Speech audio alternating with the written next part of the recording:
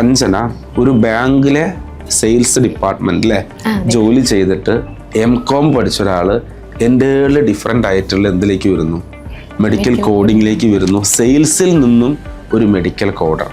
എന്താണ് ആ ഡിസിഷന്റെ പിന്നിലെ കാര്യം? എന്താ?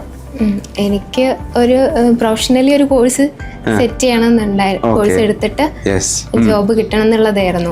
അപ്പൊ ഞാൻ വീട്ടില് ഹസ്ബൻഡിന്റെ അടുത്ത് സംസാരിച്ചു. ഹസ്ബൻഡ് എന്റെ അടുത്ത് മുന്നേ സജസ്റ്റ് ചെയ്തിട്ടുണ്ടായിരുന്നു, കോഡിങ് നല്ല കോഴ്സാണ്, നീ ചെയ്ത് നോക്കുന്നൊക്കെ പറഞ്ഞു. അപ്പൊ ഞാൻ അതത്ര കാര്യമാക്കി എടുത്തില്ല. പിന്നെ എനിക്കിങ്ങനെ ബാങ്കിൽ നിന്ന് ഇങ്ങനെ ഞാൻ പിന്നെ വെച്ചു റിസൈൻ ചെയ്തിട്ട് ഈ കോഡിങ് എടുക്കാം. അപ്പോഴാണ് ആരോന്റെ കാര്യം വീഡിയോസും കാര്യങ്ങളൊക്കെ ബാങ്കില്